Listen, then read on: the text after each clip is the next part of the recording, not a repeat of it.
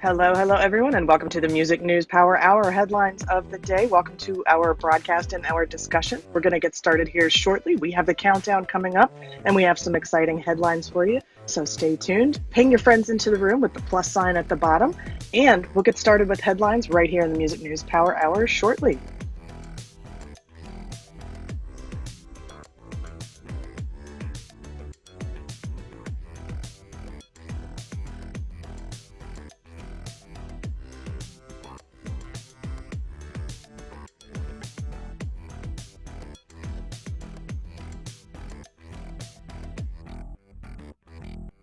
All right, we're just about to get started.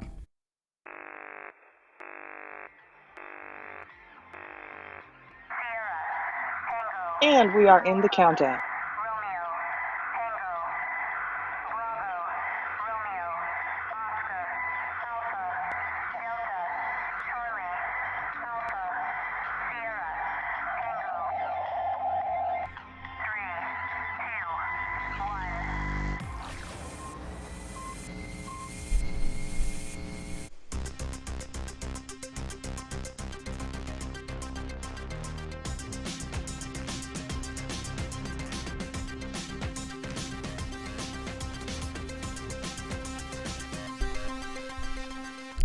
And welcome to the Music News Power on the Music Industry City Broadcast Network. I'm Peter Schwing, and please join me in welcoming my co-host, Eli Window, and our UK correspondent, Angela Randall.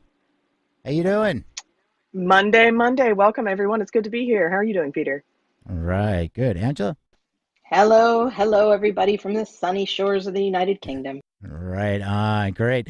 All right, so today we are going to talk about the other turntable launches. De La Soul's music will be streamed. We got lots of music tech updates. And should you have your own distribution service? Plus, the UK festival cancels due to insurance. And as always, our daily Spotify update. But first, let's take a look at this day in music history with Eli. Take it away. All right, let's look at on this day in history and memory.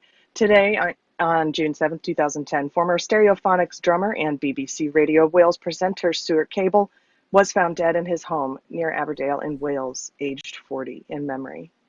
Also on this date, 2012, Bob Welsh, an early member of Fleetwood Mac, who enjoyed a successful solo career with such hits as Ebony Eyes, was found dead after an apparent suicide at home in Nashville. He was 66 years old. Police said Welsh's body was found by his wife, Wendy, with a single gunshot wound to the chest, and he had left a suicide note in memory. Moving on, born this date, 1917, Dean Martin, American singer, actor, comedian, and film producer nicknamed the King of Cool. He was a member of the Rat Pack and the host of the television variety program, The Dean Martin Show.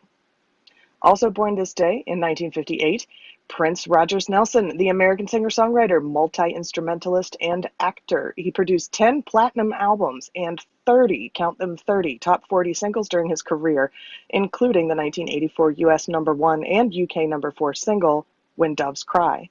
His releases have sold over 80 million copies worldwide, and he won 7 Grammys, a Golden Globe, and an Academy Award. Prince died on April 21st, 2016, aged 57, after being found unresponsive in an elevator at Paisley Park, his Minnesota home. On this date, 1966, Eric Kretz, American musician, producer, and drummer with the Stone Temple Pilots. And born this day, 1967, Dave Navarro, American guitar, singer, songwriter, and actor, best known as a founding member of Jane's Addiction. Also born this date, 1990, Australian singer Iggy Azalea. And on this date, 1991, born American rapper Fetty Wap. And also born this day, one more birthday, 1993, English singer-songwriter George Ezra. Happy birthday. Lots of birthdays today. Moving on this day in history, 1977, the Sex Pistols held a party on a boat as it sailed down the River Thames in London. The Pistols performed Anarchy in the UK outside of the Houses of Parliament, resulting in the members from the party being arrested when the boat docked later that day. Can't have any fun, can you? On this date, 1995, Radiohead guitarist Johnny Greenwood was admitted to the hospital after his ear was leaking blood. The problem was diagnosed as his arm movement from continuous guitar playing. June 7, 2002, Virgin Records announced they had dropped Victoria Beckham. after her debut solo album, which had cost over $5.1 million to make, had only sold 50,000 copies. And finally, on this date, 2010, Eagles guitarist Joe Walsh was granted a restraining order against an elderly neighbor who allegedly threatened to kill him. The man was also ordered to pay more than $1,500 in legal fees. And that's it for this day in history. What a day, Peter. Back over to Yeah, you. lots of birthdays, and I have to question: how do you get a bleeding ear from playing too much guitar? Unless you're, it's like from the amplifier. I mean, is it what is it? I was wondering the same Yeah, thing, and then I was wondering, like, was it like, did they mean playing guitar, or was that just the cover for something else? Did he hurt himself like in a motorcycle accident or something? We don't even know what we have no could idea. be anything. Yeah, you never know. All right, thanks for that. All right, and welcome everybody. This is where we comb the internet for music industry news that we believe should be discussed. We'll start the readings in just a moment, but first, I'd also like to thank everyone who is viewing the show in AltSpace VR or on our live video feeds. To set the stage for the roundtable conversation, we begin by reading key sections of media pieces. If you'd like to provide commentary on one of today's topics, simply raise your hand during the reading. To stay up to date on this and other programming, follow the Music Industry City group by tapping the greenhouse at the top, and you may register for free at musicindustrycity.com to obtain access to exclusive content. And remember to follow all of our Green Button co-hosts and commentators as they take the stage. Now let's get to it.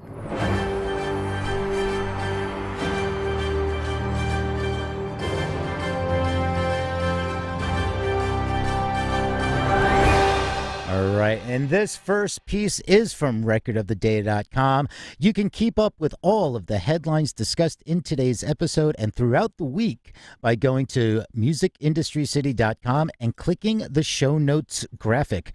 That is, once again, www.musicindustrycity.com. All right, and Turntable goes live with new mobile app. It says to join the dance floor now. Turntable, that is TT.FM, not the other turntable that has been a sense of confusion. Turntable, TT.FM, today launches their beloved platform to the elation of their diehard community of fans and artists alike. This all-new platform is designed for social networking with music fans, free to join and spearheaded by one of the co-founders of the original Turntable, Joseph Perla. He's worked with Facebook and Lyft. Download the all-new Turntable in the App Store on iOS or Android or via the desktop. Those links are in this article. So just a little background, if anybody remembers, over about a decade ago, when the original version was launched nearly 10 years ago as the only interactive music sharing social platforming allowing users to DJ and connect with friends in real time using a personalized avatar, the concept was ahead of its time before streaming became widely popular or profitable. Perla is now partnering with a team of top-tier engineers, designers, and creatives directors to entirely reinvent the platform and add several new features, including a brand new mobile version and personalized avatars, as well as integration with major streaming services, Spotify, Apple Music, SoundCloud, coming soon, YouTube. The original Turntable fans, he says, are eager to get back on the dance floor and have been asking for a product that serves their needs, including live DJ sets, social networking with music fans, music sharing, and an online music community. He continues, our all-new, built entirely from scratch version of Turntable is all about satisfying our fans and filling a gap in the market for music enthusiasts to connect, interact, and listen to music together. Turntable is needed now more than ever. This is really interesting. This was the version of Turntable that recently received $2 million from fundraising and a variety of investors, both big and small, including some of the original users. Meanwhile, the other Turntable from the original founder of Turntable, they raised $7.5 million recently. So we have the battle of the turntables, and we're going to be interesting to see how this shakes out over time, because it's seems like there's only there can only be room for one, maybe, if there's even room for one. I mean, is this something that was, hey, a great novelty back in the day, and with everything how technology has evolved so much, is it something of just kind of going backwards? We're going to have to wait and see. Moving along, speaking of talking about streaming, De La Soul's music headed to streaming, says Tommy Boy's new owners. As reported on Friday, Reservoir bought Tommy Boy music for about $100 million. So cool. All right, this one talks about De La Soul's catalog is full of hip hop classics, but their 80s and 90s albums have been off the streaming services due to contract disputes between the band and their former label, Tommy Boy. Variety reports that there's hope on that front, though, as music rights company Reservoir has acquired Tommy Boy's catalog. Quote, we have already reached out to De La Soul and will work together to bring the catalog and music back to the fans, Reservoir representatives tell Variety. De La Soul's Tommy Boy records, including 3 Feet High and Rising, De La Soul's Dead Stakes is High, and more, were supposed to hit streaming services in 2019, but the group blocked it, claiming they were getting an unfair deal with the digital release of their music, saying that 90% of revenue would go to the label, leaving them with only 10%. The band's early catalog is extra complicated due to their pioneering use of samples. 1989's 3 Feet High and Rising came out when sampling was still the Wild Wild West, but the Turtles sued over the use of their song You Showed Me on one of the album's skits, a case that was settled out of court for a reported $1.7 million and changed the way samples were cleared and credited. Its follow-up De La Soul is Dead was delayed due to this, with many of its intended samples stripped out of the album. Original contracts included stipulations for vinyl, CD, and cassettes, but obviously not streaming. Let's hope this all works out. It would be great to see that catalog back up there. And I know De La Soul has not, they have voiced their opinion very strongly in the media and on social media. And interesting, more coincidentally enough, maybe it is tied together that a few months ago, I believe it was, there were people calling for Tommy Boy to be sold. So I guess maybe their wish came true, or maybe they had something to do with it. You never know. All right. This is we're going to move on to digital music news. This one is New York post-mortem right of publicity law recognizes rights after death. New York State is granting post-mortem rights of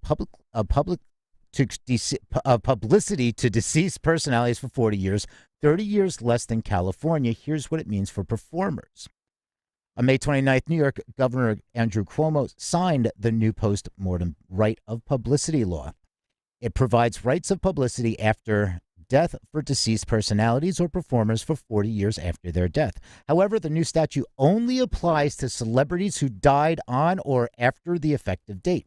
That means performers and personalities who are already deceased remain in the public domain, according to New York law.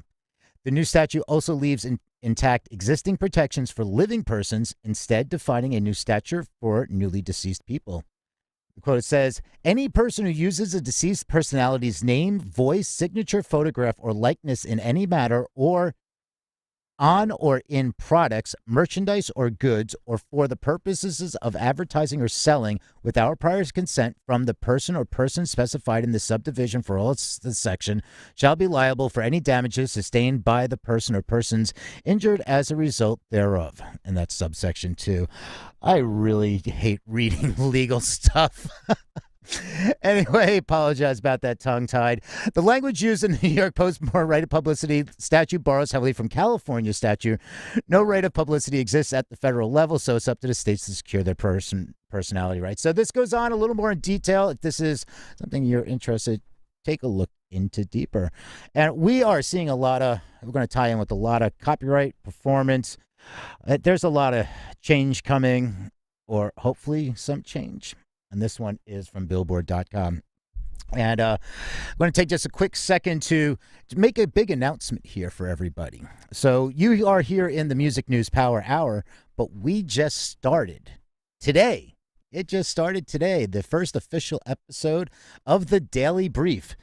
And the Daily Brief, because we do not talk about like artists' releases or like tour dates, musical chairs of who's doing, moving where, going where in the industry, and a couple other business news that we might not necessarily cover here. But we on our podcast started a daily brief. So these are 2 to 4 minute shorts. And every morning around 8 a.m., that's Eastern time, we're going to be rolling out Monday through Friday on the podcast platform. And you can also tune in right from the website. So at musicindustrycity.com, there is also a blog post of it, so you can see the script, exactly what we're saying, and the links to all the articles that we are covering. So sometimes it's a teaser to what's coming here, and other times it's just a nice update on some good releases. So make sure to check that out, and you can find the link in the show notes right at the top if you want to subscribe to your preferred podcast player. Congratulations. I've listened. It's great. Thank you, Mike. I know you are a podcast fanatic, so I appreciate that. Thank you, Mike. All right, with that being said, let's head over to Billboard. Drake, Shania Twain, and more petition to change Canadian copyright law. They are among the artists who have joined the Songwriters Association of Canada in petitioning Prime Minister Justin Trudeau and other government figures to change the country's copyright law to give more power to artists and songwriters. Their proposed change would let creators and their families regain ownership of their copyrights 25 years after the date of transfer instead of 25 years after the creator's death, as currently specified in the country's Copyright Act. The letter dated June 2nd notes that early in their careers, artists and songwriters are often pressured into signing away some of their rights, quote, thus denying creators, their families, and their children the opportunity to reap fair rewards from their creative works later in life. It also notes that in the U.S., copyright law has been revised to let creators terminate and reclaim rights after 35 years from the date of transfer, a provision known as the right of reversion, while the EU is presently considering rules to ensure similar fairness. We believe Canada should follow the EU and USA examples to ensure fair protection of Canadian creators, the letter reads. Continues, rights reversions is a simple and essential tool which enhances creators' ability to contribute to Canadian culture and the economic development. You can read the letter in its entirety on the website, and I'm sure you could also find it other places, and that, again, is in Billboard. All right, and while we're talking about Canada, we are going to be talking about YouTube. YouTube, and for anybody in the U.S. that has already started playing with it, Shorts are now going to they're rolling these out into different territories. YouTube expands TikTok rival Shorts to the UK, Canada, Latin America, and lets users tap all of YouTube's for tunes. This is from TechCrunch, and it starts off, one of Google's strong advantages in the world of online video has been the sheer size of YouTube. Currently, the site has more than 2.3 billion monthly active users and over 500 hours of content uploaded every minute. 500 hours uploaded every minute. Let that sink in for a moment. Now, Google and YouTube are hoping to leverage some of that heft as it goes head-to-head with TikTok. Shorts, YouTube's TikTok rival for building 60-second videos set to music that launched first in India and then expanded to the U.S., is now opening up 3 more regions, the UK, Canada, and Latin America. And alongside that, YouTube is turning on a new feature. Users will now be able to dip into the wider YouTube catalog when creating their videos. The rollout to new countries started today and will be fully live by the end of June. The geographic and features expansions underscore how Google continues to double down on the shorter video format to capture some of its audience that might otherwise go to TikTok or indeed rival products from the likes of Instagram, Reels, Snapchat Spotlight, or others for their quick fix shot. It's not clear how well that is playing out in terms of engagement of creators just yet. YouTube tells TechCrunch that the YouTube Shorts player, which appears as a bar on the YouTube app, has now passed 6.5 billion daily views in the countries where it is available. And also, YouTube is not disclosing creator numbers, nor is it disclosing active user numbers of Shorts itself, but it has definitely built out a channel for incentivizing them. Last month, it launched a $100 million creators fund to lure more people to build content in its new channel. And they've declined to say if they would plan to launch a standalone Shorts app. Has anybody used Shorts? It's really, I like it. It's in the sense that you can just create a sub 60-second video as long as it's in the portrait the 6 by not 60 by 9 by 16, that format. And if you just publish it, you don't even have to tell it to be Shorts. It'll automatically show up in the Shorts feed, and which is only on the mobile, out in the mobile app. So that's why they like it. That's why it has to be in that format to be considered a short. And a lot of people are using it for creating nice teasers, or if they have a longer piece, they can use that for extra content creation. So if there's anybody else, wants to talk about that, has any experience, or even, just talk about the social media and like maybe some of the ideas going around these, feel free to raise your hand and join in the conversation. See, Lauren, you popped up here. Is there something you raised your hand, or did you bring him up? Oh, I think Eli brought him up. It was good to see you.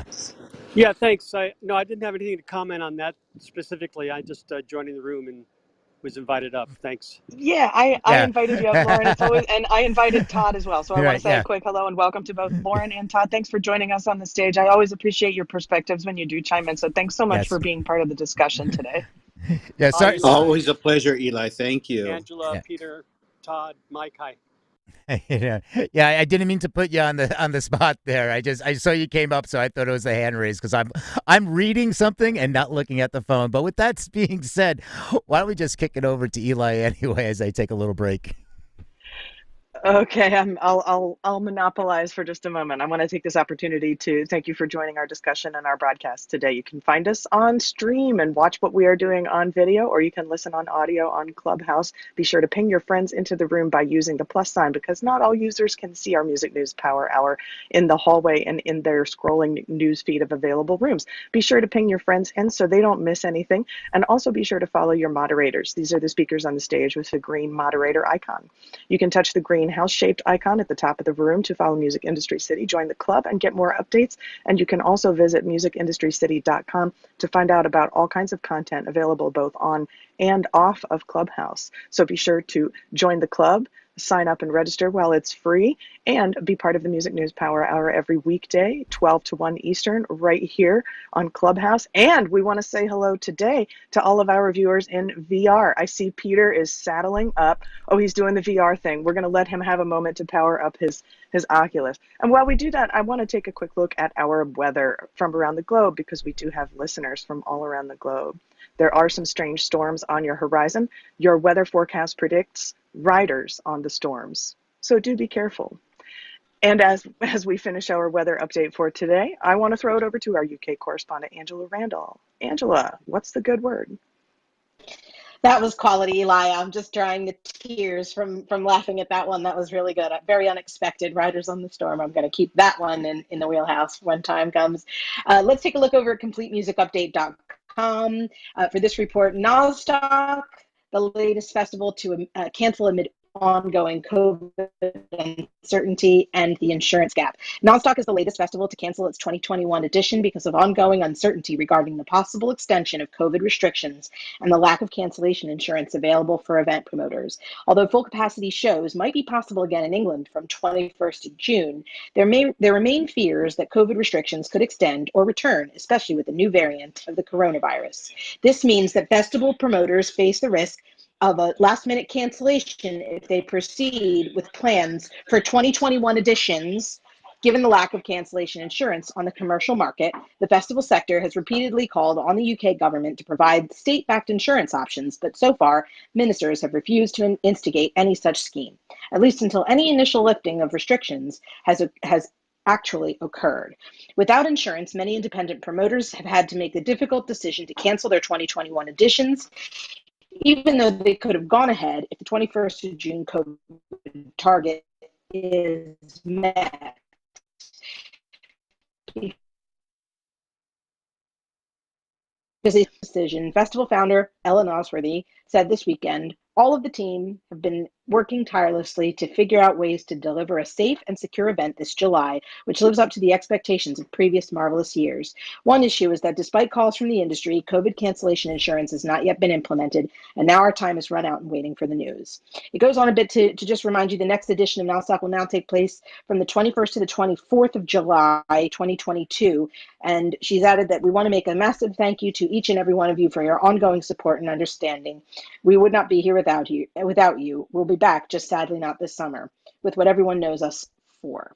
And just a reminder too, the decision, I've been told a couple of dates next week, but it all sort of is up in the air. It looks like either Monday or Wednesday of next week, the Prime Minister Boris Johnson will make an announcement to indicate whether or not the 21st of June date for everything to reopen here as normal, more or less, quote unquote normal, will be made then. And I'll give you an update then, of course, next week when that announcement is made. But so far, it's looking in jeopardy as there are a number of the Indian variant has shown some outbreaks in areas up north. So it may be Scotland that's left behind in that, but we're not sure if it's going to be the whole country.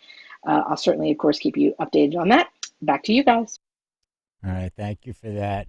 All right, we're going to continue on a little bit more with the from the UK, and this one is from Complete Music Update as well. And again, all of these links are in the show notes, and that's can be found at musicindustrycity.com. Click on the show notes graphic.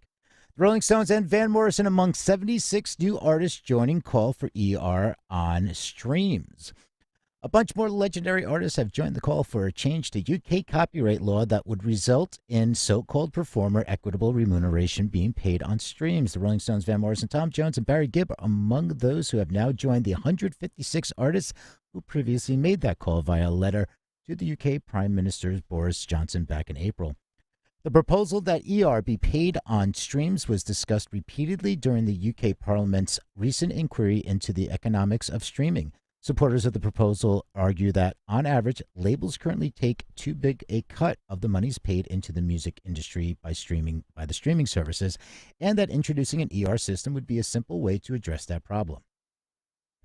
The ER principle currently applies when recorded music is broadcast or performed in public. It means that, in those scenarios, any performers who appear on a recording have a statutory right to payment even if they do not own the copyright in a track, and obvious and oblivious to any contract they might have with the copyright owner.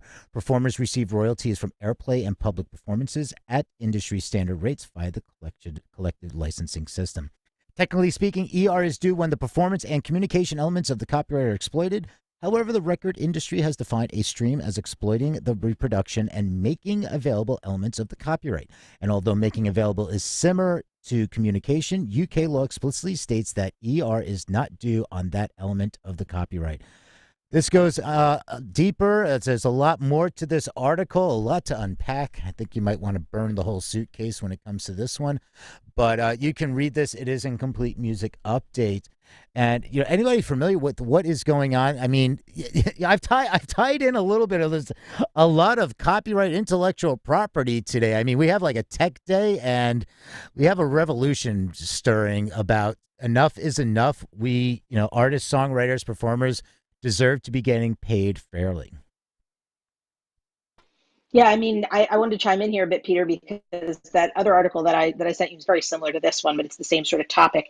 It just sort of speaks to the idea that, I ran a record label once in my career, and we had to do a lot of work around promotion to get people to physically drive to the store and buy the record.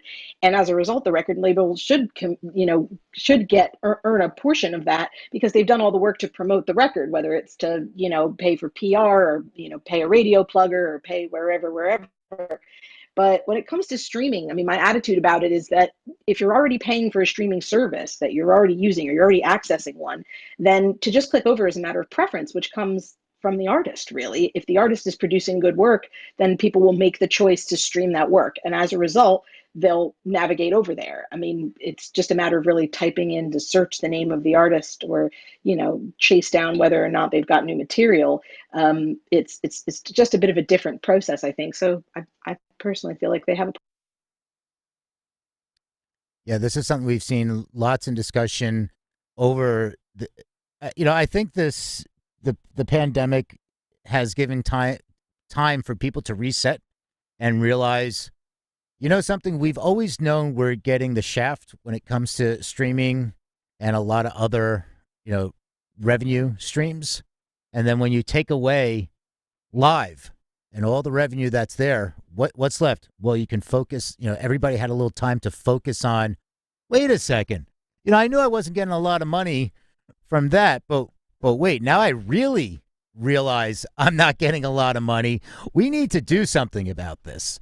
So, these are the type of things that I look at as what are the silver linings that come out of such a situation that we've been going through. I look forward to like a lot of the innovation that has occurred and that's been building out, and a lot of the music and creativity that has been bubbling underneath and just waiting to break free. But these are other things that, would not necessarily maybe come to light if we didn't have this, pandemic.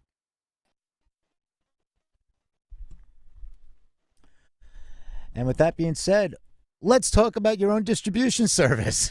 So, talk about innovation and coming up with something new. I mean, this decentralized, we're going to hear a lot of that word, and a lot of people aren't going to really know what it really means. But this one is from Digital Music News, and title is it time to roll your own distribution service? Sonos Suite is quietly claiming the white label distribution space. All right, so it talks about metadata encoding, and the distribution process itself also demands attention as well as expertise on the part of both established and prospective distributors. These increasingly complex considerations produce multifaceted challenges, and the pitfalls of tackling distribution without the required knowledge are accordingly significant. In other words, there's a pretty good reason why distribution is typically outsourced, though Sonos Suite is quietly upending that market structure. Here's their pitch.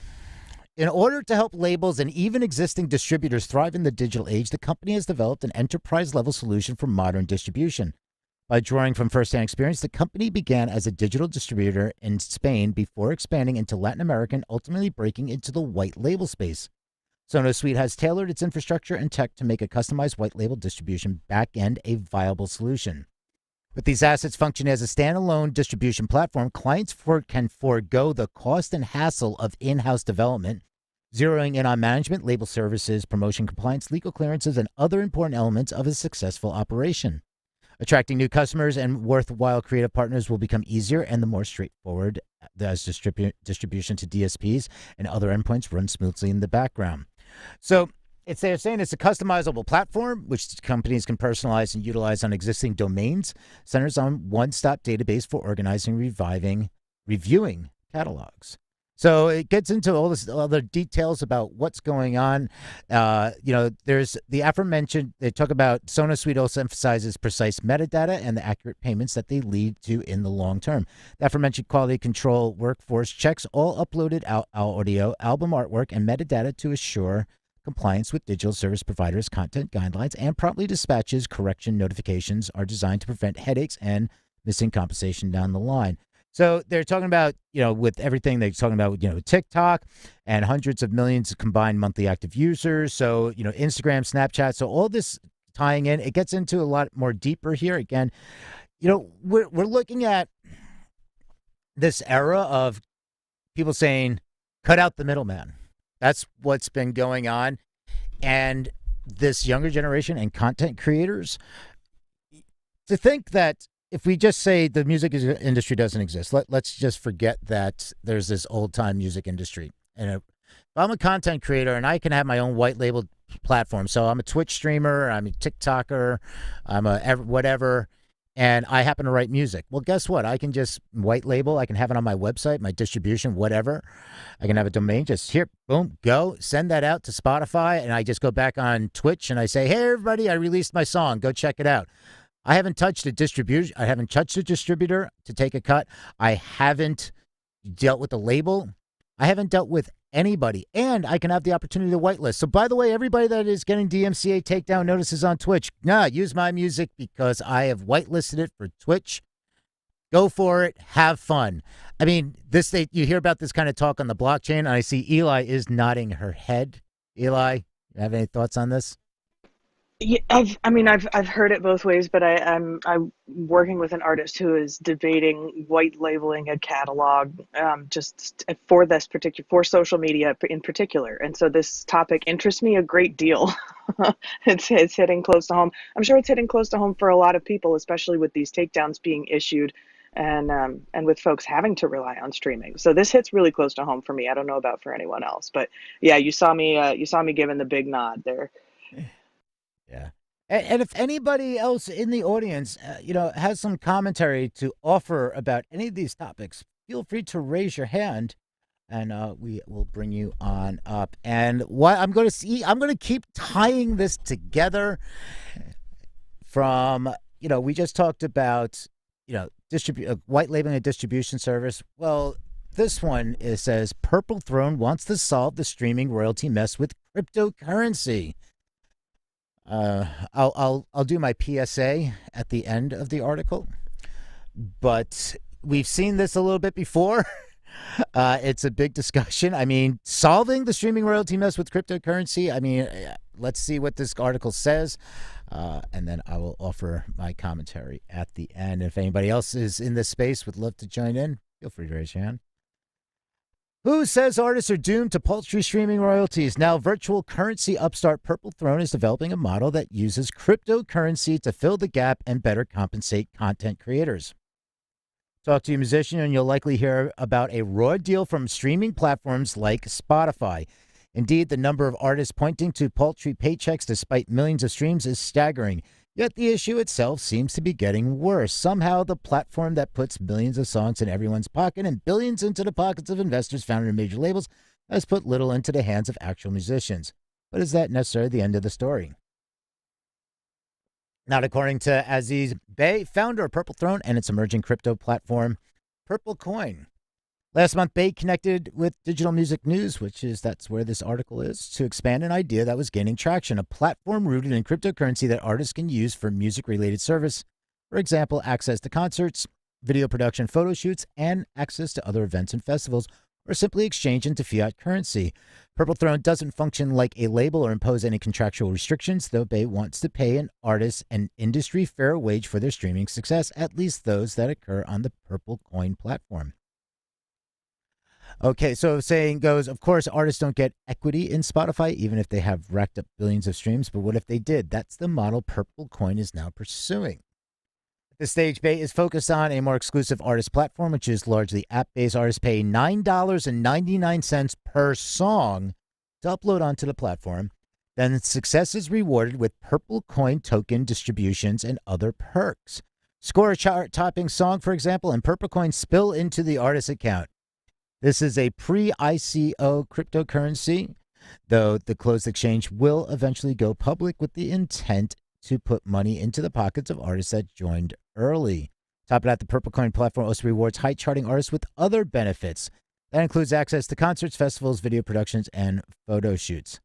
In other words, early believers who helped build the platform could be justly rewarded, just like those jumping onto other early-stage concepts, but Bey is careful not to restrict the ability of artists to promote themselves on other platforms, including mainstream like Spotify. The only downside is that Spotify only offers exposure, while Purple Coin aims to offer something more tangible.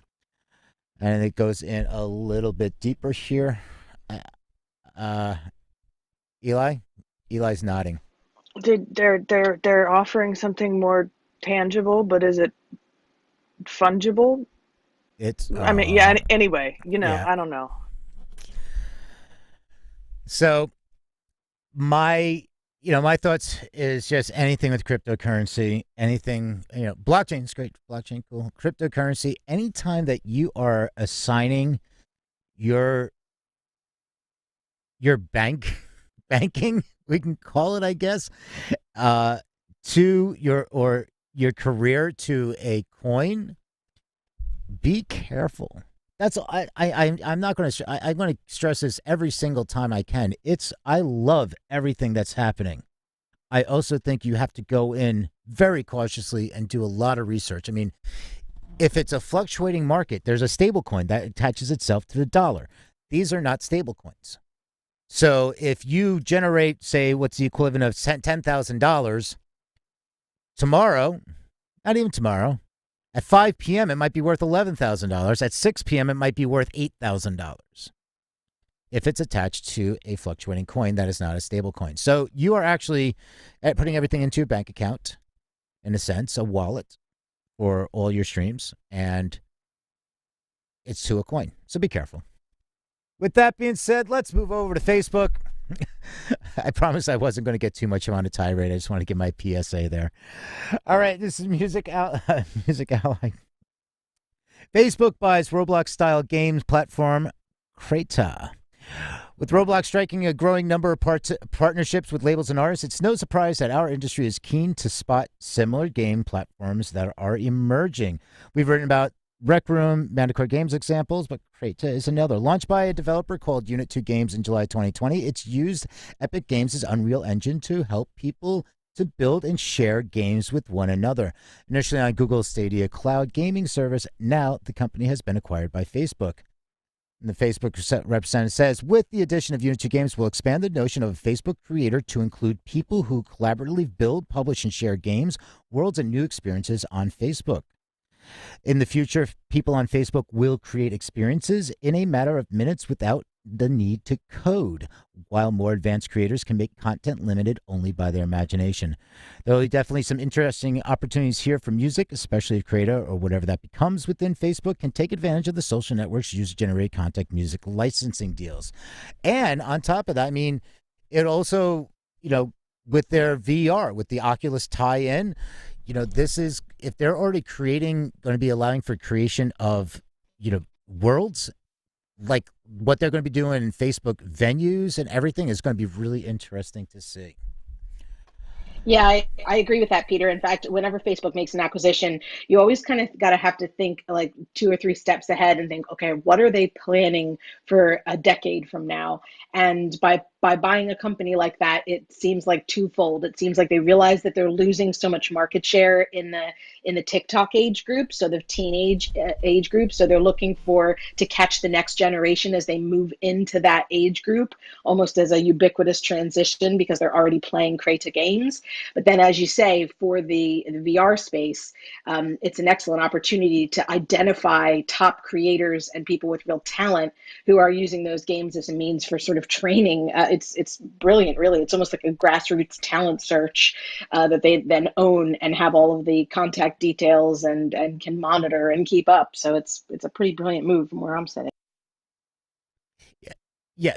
I mean, Facebook is doing such a amazing job of not letting people leave the platform. If Facebook is for old people, well, guess what, teenager? If you want to play in VR with an Oculus Quest, you're back on Facebook.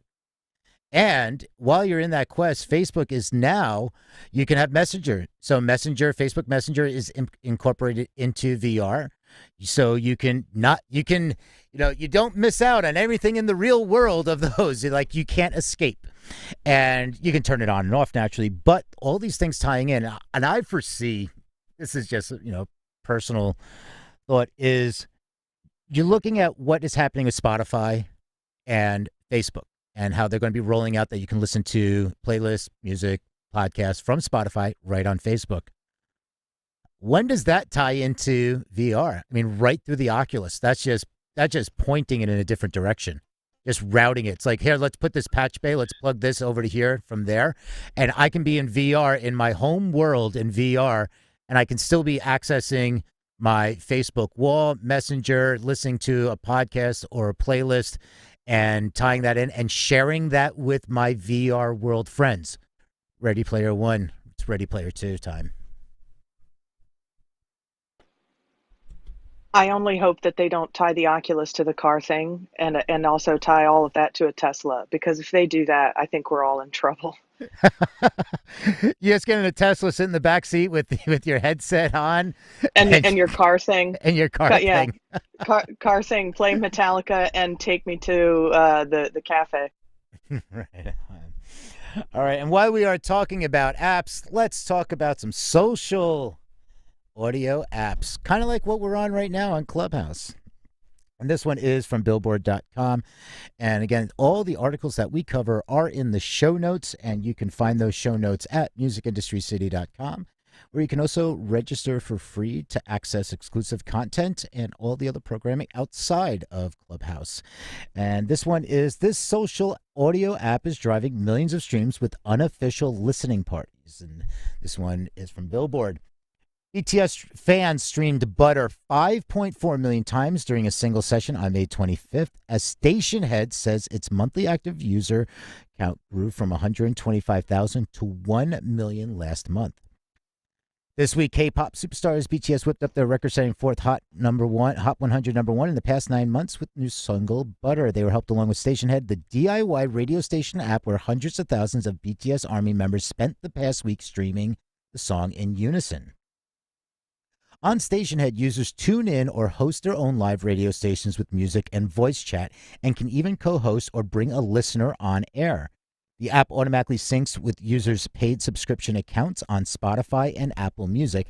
Then the tracks played by station hosts are simultaneously streamed via each listener's streaming account, meaning that each listener counts as one stream of that song.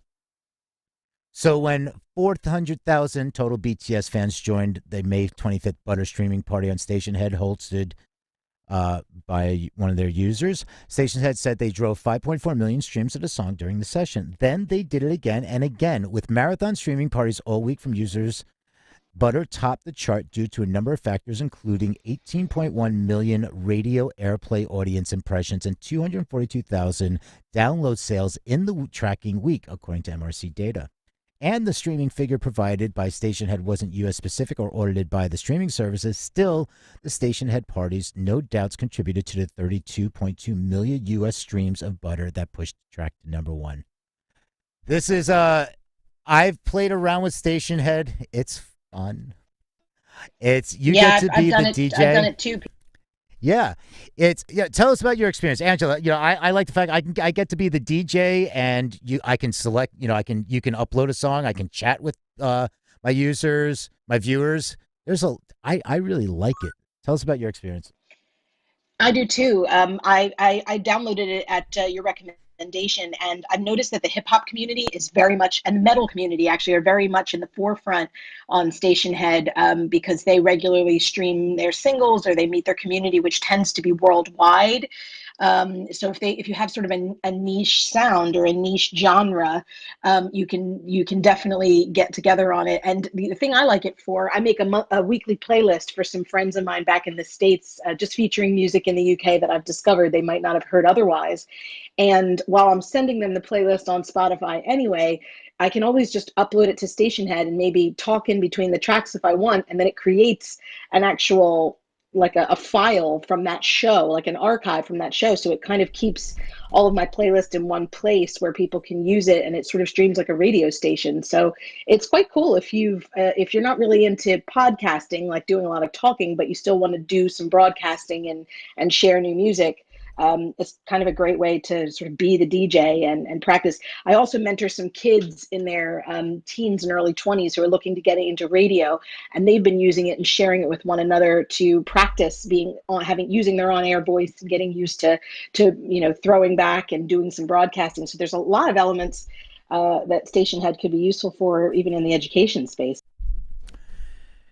It's great. And the fact that one of the things they were talking about also here is that because of this, the personalities who have mass followings for regular broadcasters rose from 4,000 to 15,000.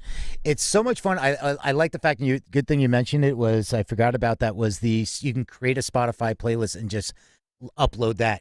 And then you can press the talk over button. You can press the talk over with the volume dip. So it's real. It's like you're really running your own radio station in that sense. And I've been wanting that for a while. I was always wanted to do kind of radio station style, but you couldn't do it. I mean, you'd have to, if you did it on SoundCloud, you couldn't do it in the live stream, or you couldn't live stream it. I mean, I did stuff with SoundCloud, but you had to create it like a playlist, and then you had to share that, and people had to be a SoundCloud pro. What I really also like about it is it's playing the song so the person has to have Spotify Pro, or they Apple. So what it was, I totally forgot what the other one was. It's Spotify and Apple. Spotify and Apple, yes. Yep, Spotify and Apple. Yeah. So it's playing from those accounts. I'm sure this is going to be a great way to game the system, but the fact is, it's true. It's not this additional licensing issue. It's like, this is what a stream is. Destiny, have you had any experience with? Yeah, so I've been on Stationhead for I think over a month now. And I was attracted to it because of, once again, like, I'm a part of the Nicki fan base, and so a lot of them are on there just like streaming her music, and so it became like a really big thing.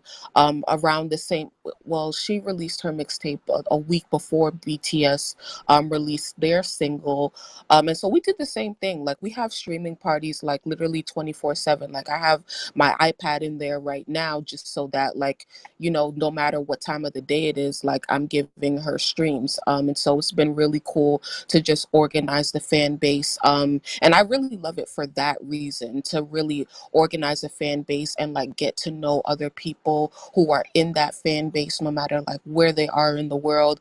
It's just a really cool way to develop community surrounding an artist or whatever topic, because there's a lot of other people in there who are fans who now start their own kind of like radio talking shows around whatever it is. It could be related to music or not, and then that's how they build like an audience. It's a cool tester to build an audience if you want to build a podcast, to gain that audience, and then you can, as you are on Clubhouse, you can do it on any platform. But it's just really cool for a number of things. So I'm literally always on Station Head, like right now. So yeah.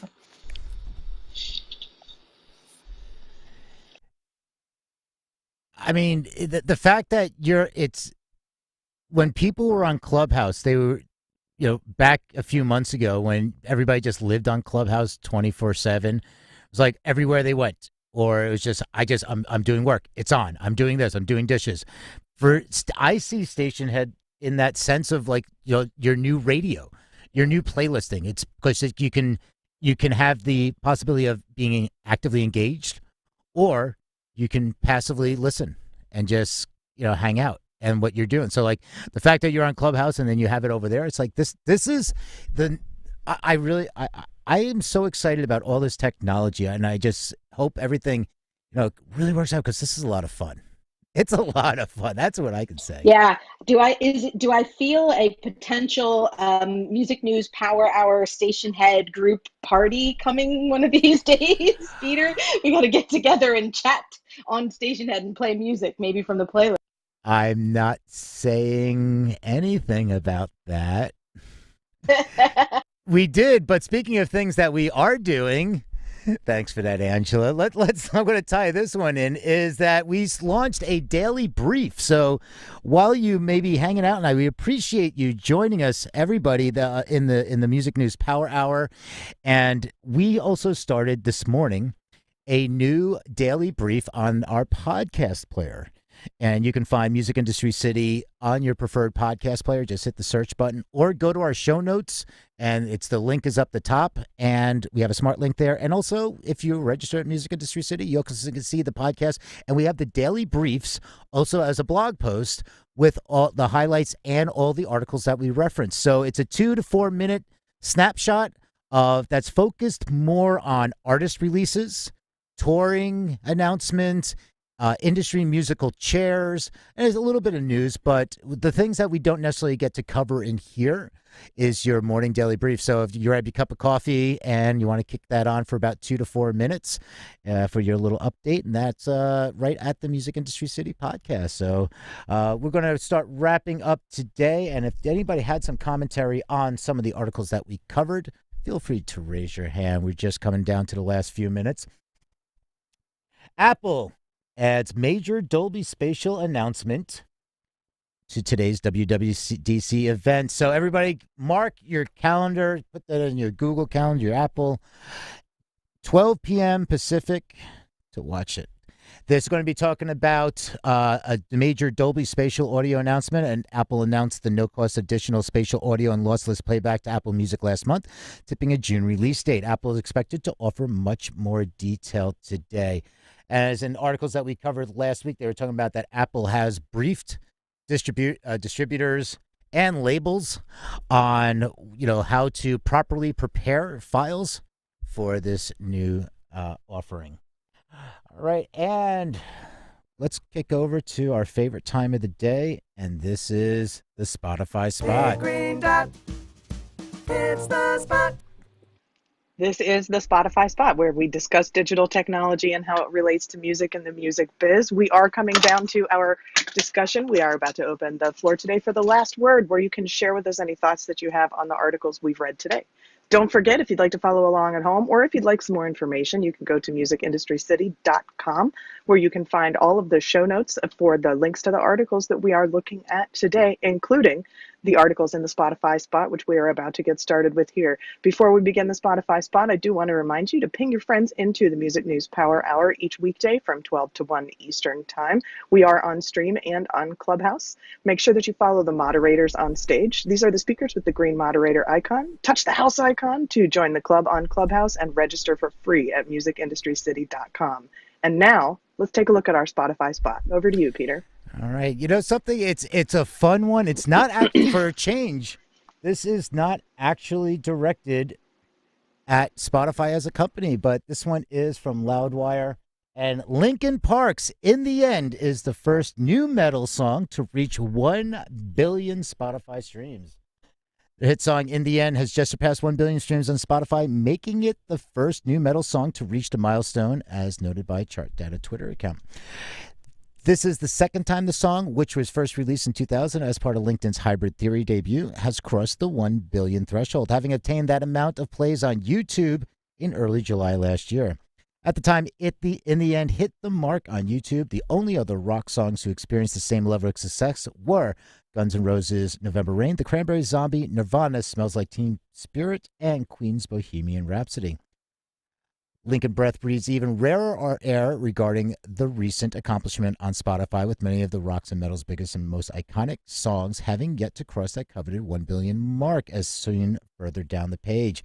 Notably, Journey's Don't Stop Believin' earned its 1 billion stream in February. Meanwhile, Queen have 3 songs, Bohemian Rhapsody, Don't Stop Me Now, and another one bites the dust in this category. And Oasis' Wonderwall became the first 90 song to net 1 billion Spotify streams back in October.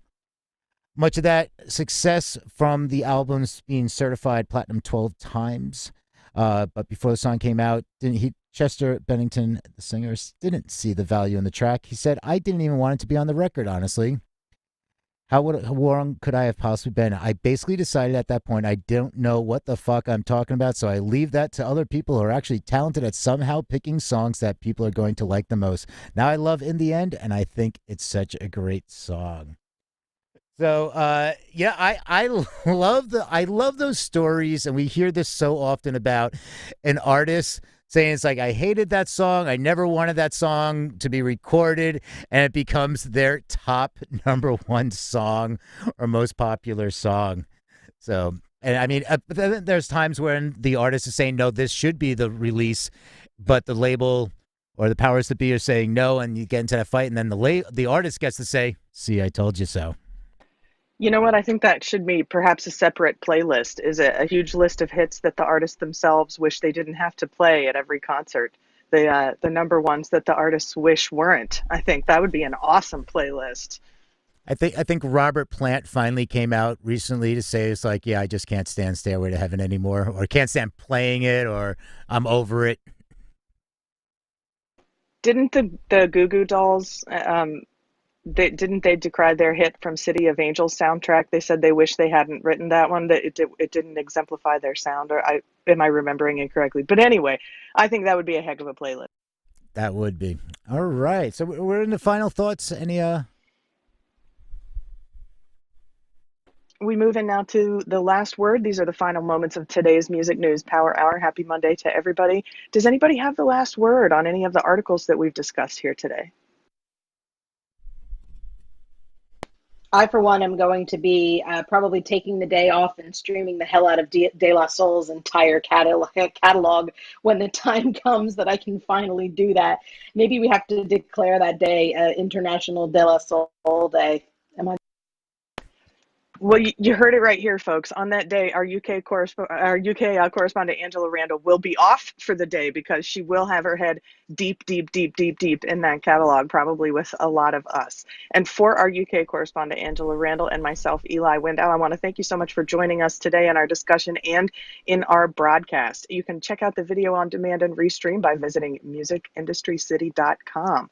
But There's more than just the Music News Power Hour from 12 to 1 Eastern every weekday on musicindustrycity.com. Peter, tell us more.